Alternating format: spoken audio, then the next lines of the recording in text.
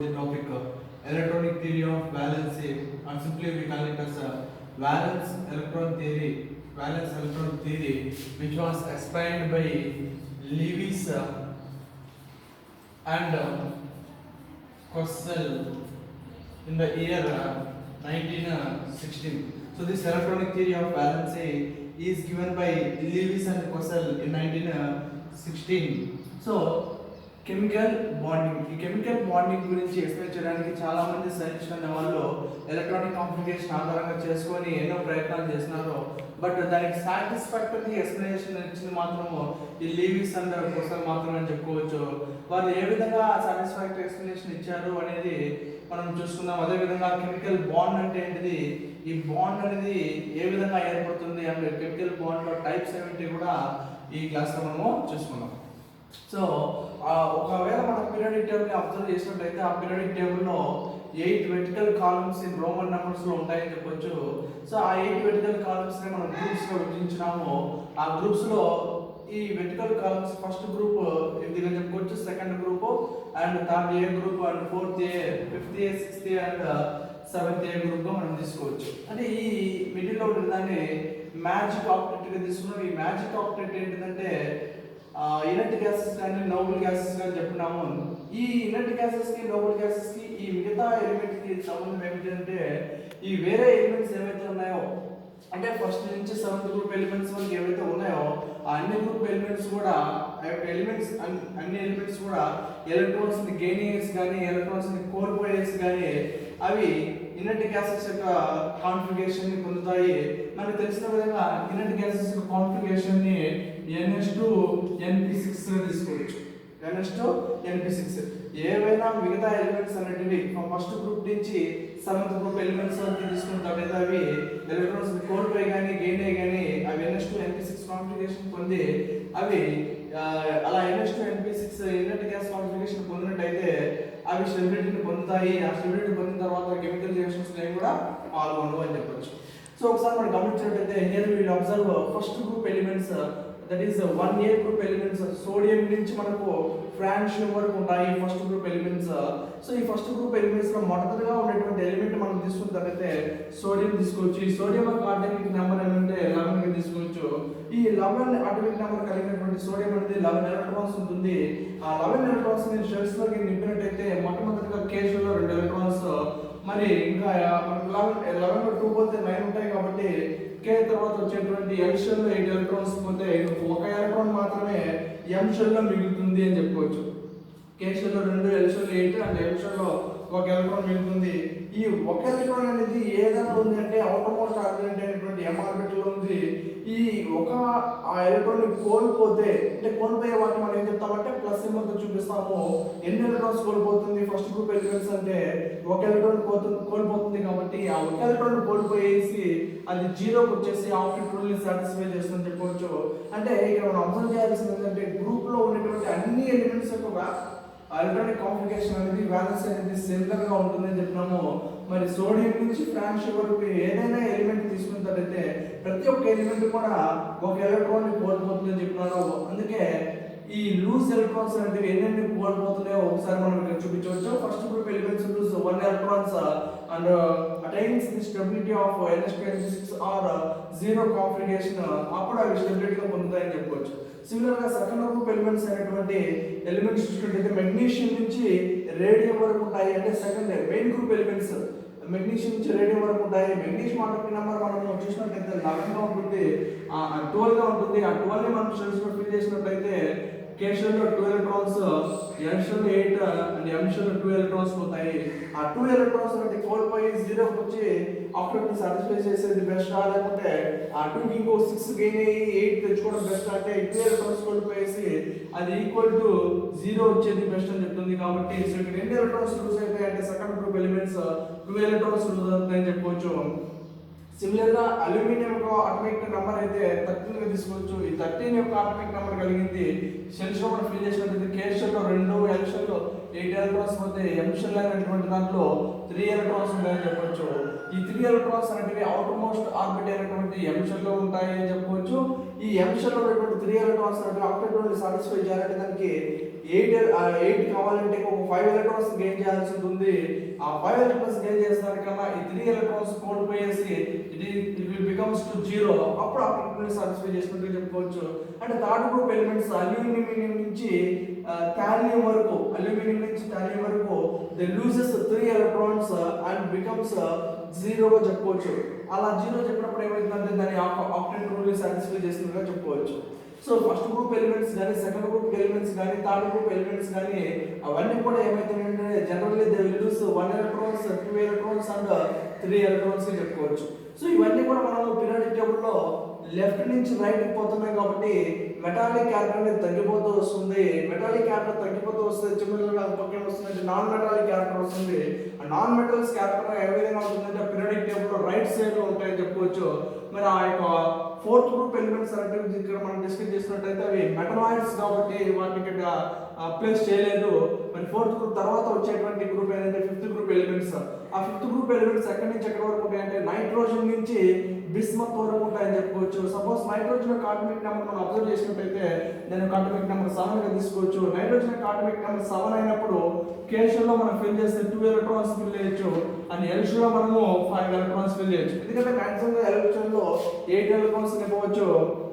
మరి ఆ 5 ఎలక్ట్రాన్స్ అంటే ఆక్టెట్ సాటిస్ఫై చేయాలి అంటే అది ఇంకొక 2 ఎలక్ట్రాన్స్ గెయిన్ చేయాలా, లేకుంటే ఈ 5 కోల్పోయేది బెస్ట్ గా చెప్పుకోవచ్చు. అంటే 3 ఎలక్ట్రాన్స్ గెయిన్ అవ్వాలి, లేదంటే 5 కోల్పోయేది చెప్పుకోవచ్చు. 5 ఎలక్ట్రాన్స్ కోల్పోయేదానికన్నా 3 ఎలక్ట్రాన్స్ గెయిన్ అయ్యేసి అది 8 గా వచ్చేసి ఆక్టెట్ సాటిస్ఫై బెస్ట్ కాబట్టి అంటే ఇక్కడ ఆ 3 ఎలక్ట్రాన్స్ ని గెయిన్ అయ్యేసి ఈ ఫిఫ్త్ గ్రూప్ ఎలిమెంట్స్ అనేవి ఆక్టెట్ సాటిస్ఫై చేస్తామని చెప్పుకోవచ్చు. అంటే ఈ కోల్పోయేటివి గెయిన్ ఏంటి ఇక్కడ అంటే అక్కడ చివరగా ఏవైతే ఎలక్ట్రాన్స్ ఆర్బిట్ ఉంటాయో వాటిని మనము వాలెన్స్ ఎలక్ట్రాన్స్ అని చెప్పుకోవచ్చు. ముఖ్యంగా ఈ లీవిస్ అనే వాళ్ళు క్వశ్చన్ అయిన వాళ్ళు ఏం చెప్పారంటే ఈ యొక్క వాలెన్స్ ఎలక్ట్రాన్స్ ఆధారంగా చేసుకునే ఈ యొక్క ఎలక్ట్రానిక్ థియరీ ఆఫ్ వాలెన్స్ అని చెప్పగలిగినారు.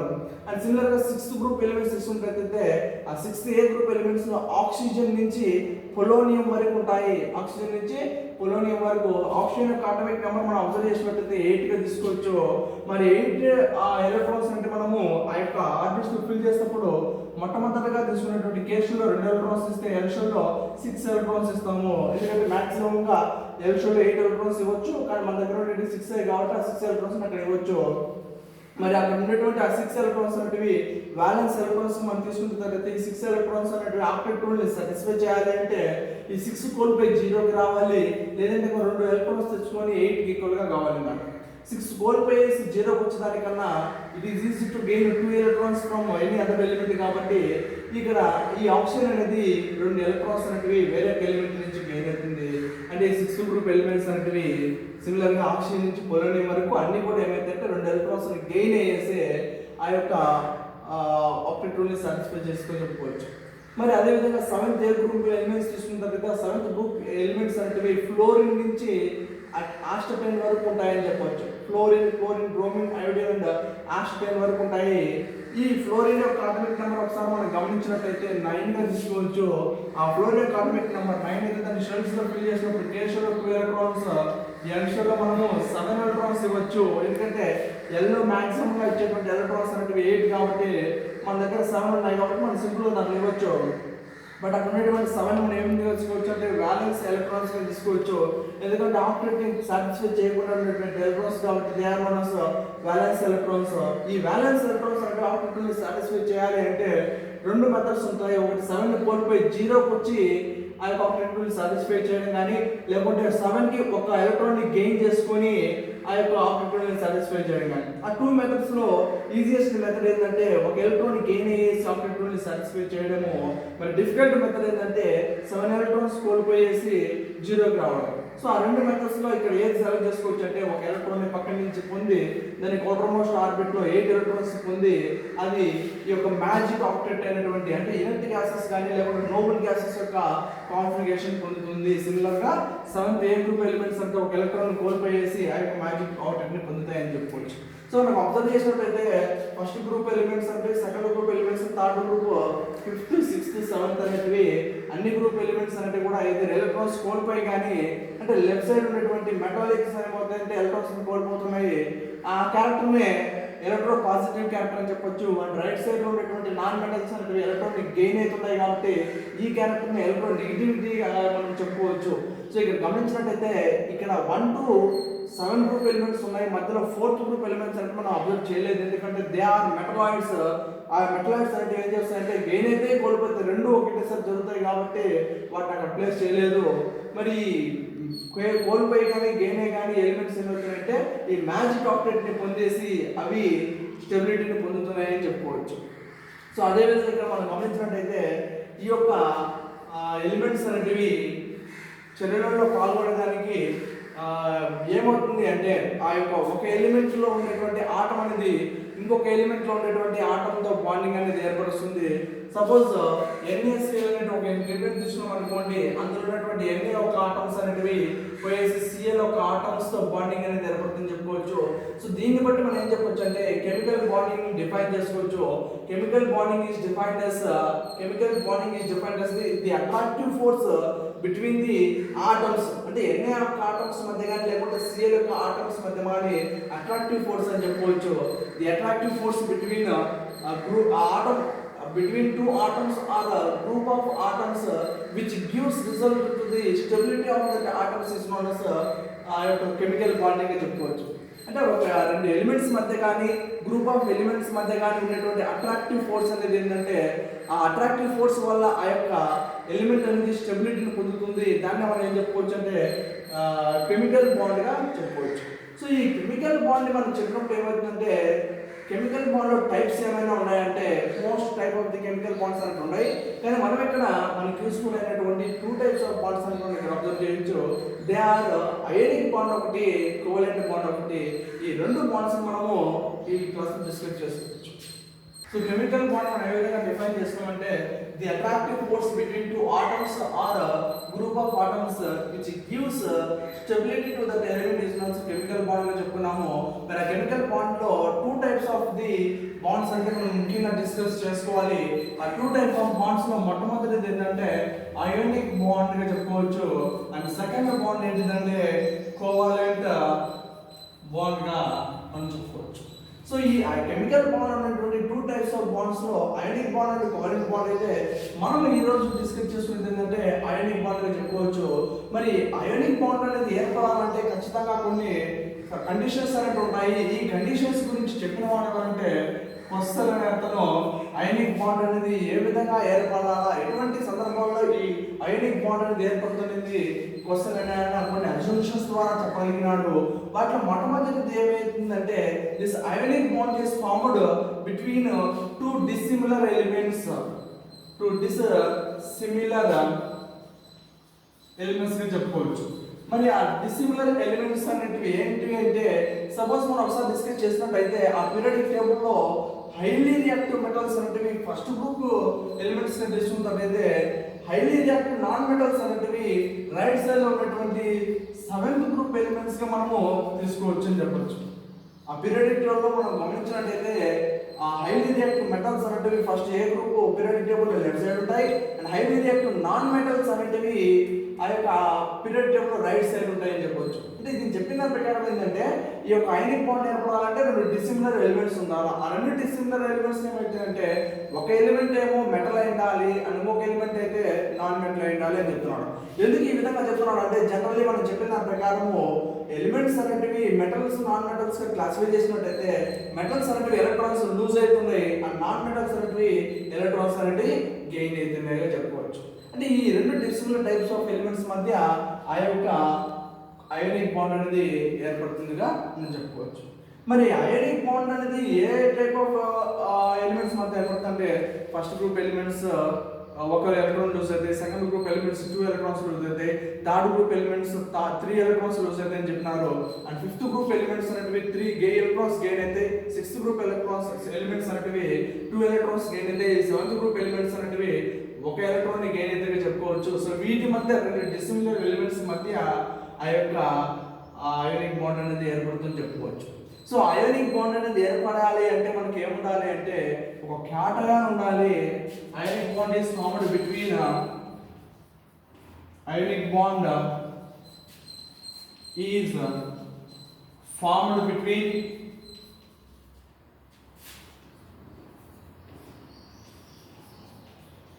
cation and anion. So ionic bond అనేది వేటి మధ్య ఏర్పడుతుందంటే రెండు డిసిమిలర్ ఎలిమెంట్స్ ఉన్నారు, అవి మెటల్స్ నాన్ మెటల్స్. వాటి వల్ల ఏ విధంగా ఏర్పడుతుందంటే మెటల్స్ ద్వారా క్యాటయాన్ అనేది ఏర్పడుతుంది, which means metals uses electrons and forms cation గా చెప్పవచ్చు. మరి అదే సందర్భంలో ఆ యొక్క నాన్ మెటల్స్ అనేవి ఎలక్ట్రాన్స్ గెయిన్ అయ్యేసి ఆ యొక్క ఆనయాన్ అనేటువంటి నెగిటివ్ ఛార్జ్ కలిగిన దాన్ని ఏర్పరుస్తాయని చెప్పొచ్చు. ఈ రెండు క్యాటయాన్ ఆనయాన్ ఏర్పడిన తర్వాత ఆ రెండింటి యొక్క కంబైన్ మనం చేసినట్టయితే అయోనిక్ బాండ్ అనేది ఏర్పడుతుంది అని చెప్పొచ్చు. అదేవిధంగా ఈ అయోనిక్ బాండ్ అనేది చాలా స్ట్రాంగ్ బాండ్ గా చెప్పొచ్చు. ఎందుకు స్ట్రాంగ్ బాండ్ గా చెప్పొచ్చు అంటే ఈ అయోనిక్ బాండ్ అనేది ఎందువల్ల ఏర్పడుతుందంటే ఎలక్ట్రోస్టాటిక్ ఫోర్స్ వల్ల ఏర్పడుతుంది. This electrostatic force is strong force గా చెప్పుకోవచ్చు. అందుకే అయోనిక్ బాండ్ అనేది చాలా స్ట్రాంగ్ బాండ్ గా చెప్పుకోవచ్చు. ఈ ఎలక్ట్రోస్టాటిక్ ఫోర్స్ అనేది టూ టైప్స్ ఆఫ్ చార్జెస్ మధ్య ఏర్పడుతుంది కాబట్టి అది positive charge and negative charge. This electrostatic force వల్ల ఏర్పడేటువంటి ఈ అయోనిక్ బాండ్ అనేది ఎలక్ట్రో వాలెంట్ బాండ్ గా కూడా మనము చెప్పుకోవచ్చు. సిమిలర్లీ ఈ ఫార్మేషన్ ఆఫ్ అయోనిక్ బాండ్ కి మనం ఒక ఎగ్జాంపుల్ చూస్తున్నట్టయితే ఆ ఎగ్జాంపుల్ ని ఫార్మేషన్ ఆఫ్ అయోనిక్ బాండ్ కి NaCl ని డిస్కస్ చేసినట్టయితే NaCl లో ఈ అయోనిక్ బాండ్ అనేది ఏర్పరచాలన్నప్పుడు మనం ముఖ్యంగా గమనించాల్సింది ఏంటంటే మనకి ఇచ్చినటువంటి కాంపౌండ్ అనేది NaCl అనుకోండి, ఆ కాంపౌండ్ లో ఎన్ని టైప్స్ ఆఫ్ ఎలిమెంట్స్ ఉన్నాయో మనం ఐడెంటిఫై చేసుకోవాలి.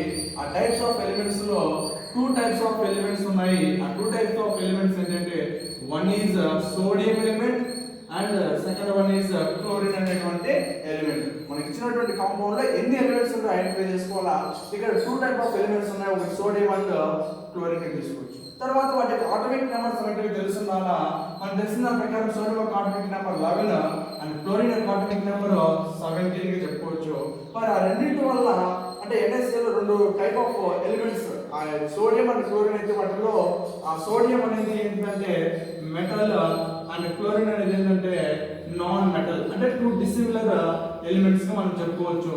మరి ఈ యొక్క మెటల్ అనేది ఏమవ్వాలా, ఎలక్ట్రాన్స్ లూజ్ చేసి క్యాటయాన్ ఏర్పడాలా, అండ్ క్లోరిన్ అనేది ఏమవ్వాలా, నాన్ మెటల్ కాబట్టి ఎలక్ట్రాన్స్ గెయిన్ చేసి ఆనయాన్ అనేది ఏర్పరచాలా. అందుకోసం ఏం చేస్తున్నాం అంటే ఫస్ట్ ఫార్మేషన్ ఆఫ్ క్యాటయాన్ చూసుకుందాం. ఫార్మేషన్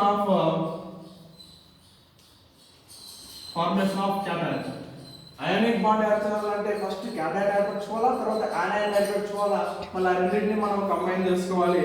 మనకి ఇచ్చినటువంటి మెటల్ అనేది ఏంటంటే సోడియం కాబట్టి దాని నుంచి మనము ఆ యొక్క క్యాటయాన్ ఏర్పరచుకునేటువంటి పద్ధతి జాగ్రత్తగా గమనించండి.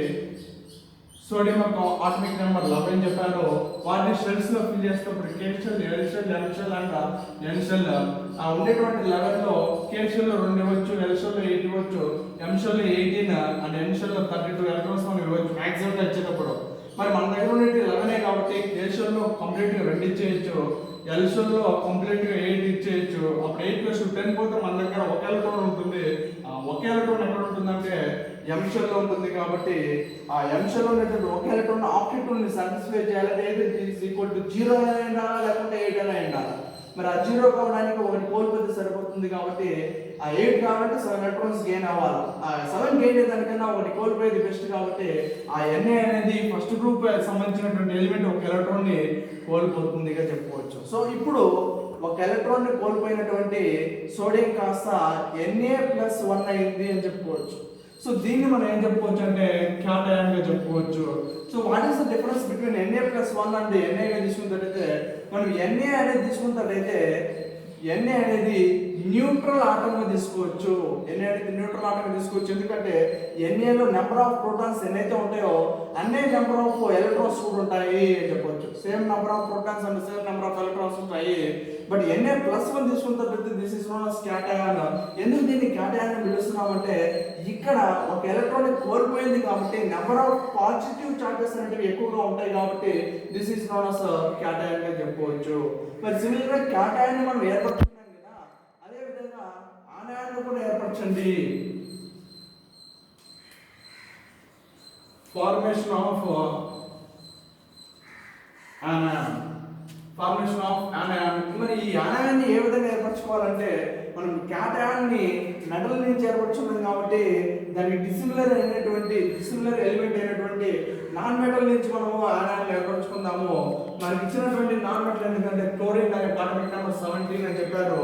మరి 17 యొక్క అటామిక్ నెంబర్ కలిగినప్పుడు 17 ఎలక్ట్రాన్స్ కూడా ఉంటాయి కాబట్టి ఆ 17 ఎలక్ట్రాన్స్ మనం షెల్స్ లో నింపినట్టయితే K shell, L shell, M shell and N shells లో కే లో మాక్సిమం గా 2 ఎలక్ట్రాన్స్ నింపుతాము, ఎల్ లో 8, ఎం లో 18 అండ్ ఎన్ లో 32 ఎలక్ట్రాన్స్ మాక్సిమం గా మనం నింపగలుగుతాము. మరి 17 ఎలక్ట్రాన్స్ అక్కడ నింపేటప్పుడు కే షెల్ లో మనం మాక్సిమం గా 2 ఎలక్ట్రాన్స్ చేయొచ్చు, ఎల్ లో 8 చేయొచ్చు. అప్పుడు ఎన్ని పోతే 10 ఎలక్ట్రాన్స్ పోతే రిమైనింగ్ 7 ఎలక్ట్రాన్స్ అనేటివి ఎం షెల్ లో ఉంటాయని చెప్పుకోవచ్చు.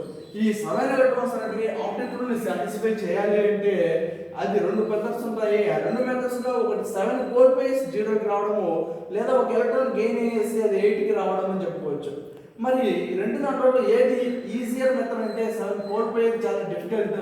మరి ఒక ఎలక్ట్రాన్ తెచ్చుకొని అది 8 కి ఈక్వల్ చేసి అది ఆ యొక్క anion ఏర్పరచడం జరుగుతుంది, లేకపోతే ఆప్టిట్యూడ్ ని సాటిస్ఫై చేయడం జరుగుతుంది చెప్పుకోవచ్చు. సో సిమిలర్ గా ఇక్కడ ఈ క్లోరిన్ అనేది ఏమవుతుందంటే ఉన్నటువంటి 7 వాలెన్స్ ఎలక్ట్రాన్స్ కి ఒక వాలెన్స్ ఎలక్ట్రాన్ గెయిన్ అవుతుంది కాబట్టి ఆ గెయిన్ ఏదైతే మనం నెగటివ్ సైన్ చూపిస్తాము. ఎన్ని గెయిన్ అయిందంటే ఒక వాలెన్స్ ఎలక్ట్రాన్ గెయిన్ అయింది కాబట్టి so chlorine is known as anion గా తీసుకోవచ్చు. సో ఇక్కడ మనకు Na నుంచి క్యాటయాన్ ఏర్పడింది, క్లోరిన్ నుంచి anion ఏర్పడింది కాబట్టి ఈ రెండింటిని కంబైన్ చేయడం వల్ల మనకు ఆ అయోనిక్ కాంపౌండ్ అనేది ఏర్పడుతుందని చూద్దాము. ఒకసారి గమనించినట్లయితే combining of cation and anion.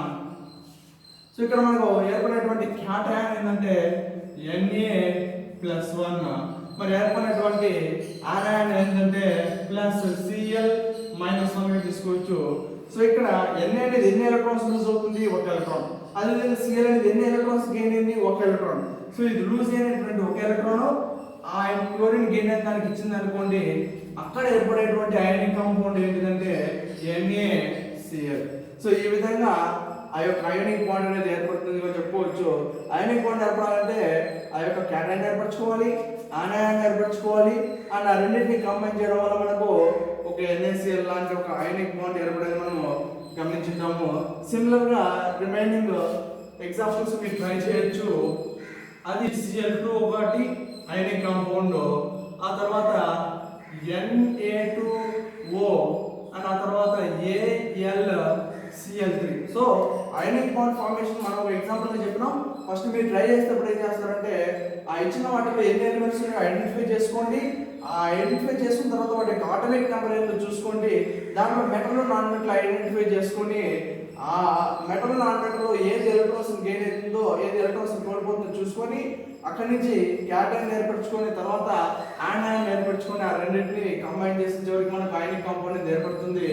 ఆ రిమైనింగ్ మీరు ట్రయల్ చేయాల్సింది ఏంటంటే MgCl2 magnesium chloride, Na2O sodium oxide and AlCl3 aluminium trichloride. ఈ 3 ఎగ్జాంపుల్స్ అనేటివి మీరు ట్రై చేసుకోవచ్చు సిమిలర్. అదే విధంగా అండ్ నెక్స్ట్ చూసినట్టయితే ఈ అయానిక్ కాంపౌండ్ మనం డిస్కస్ చేసినట్టయితే అయానిక్ కాంపౌండ్ లో NaCl అనేటువంటి ఎగ్జాంపుల్ చూసినాము. ఈ NaCl లో మనకు 2 టైప్ ఆఫ్ ఎలిమెంట్స్ ఉన్నాయని చెప్పినారు, సోడియం ఒకటి, క్లోరిన్ ఒకటి. అంటే ఈ NaCl లో ఉండేటువంటి ఎలిమెంట్స్ అనేటివి రెండు కూడా పెయిర్స్ లో ఉంటాయా అంటే Na ఒకటి Cl ఒకటి ఇట్లా అట్లా పెయిర్స్ లో ఉంటాయంటే ఖచ్చితంగా కాదు. ఏ విధంగా ఉంటాయి అనేది మనము డయాగ్రామాటిక్ పరంగా ఆ యొక్క NaCl స్ట్రక్చర్ అనేది డిస్కస్ చేస్తాం.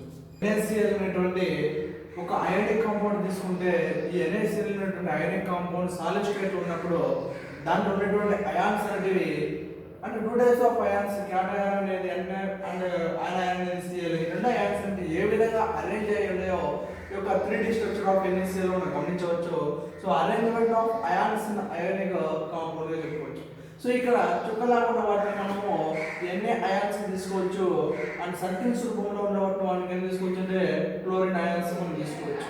సో ఇక్కడ చెప్పేది ఏంటంటే ఈ Na అండ్ క్లోరిన్ అయాన్స్ అనేటివి పెయిర్స్ గా ఉంటాయా లేకపోతే ఏ విధంగా ఉంటాయి ఆ యొక్క NaCl అంటే ఖచ్చితంగా తీసుకున్నట్టు NaCl లో Na అయాన్స్ అనేటివి Cl అయాన్స్ అనేటివి పేర్ గా ఉండవు అని చెప్పొచ్చు. ఎందుకు పేర్ గా ఉండవు అంటే ఈ NaCl అయానిక్ కాంపౌండ్ తీసుకుంటే అయానిక్ కాంపౌండ్ ఉండేటువంటి ఫోర్స్ ఏంటిది అంటే ఎలక్ట్రోస్టాటిక్ ఎలక్ట్రోస్టాటిక్ ఫోర్స్.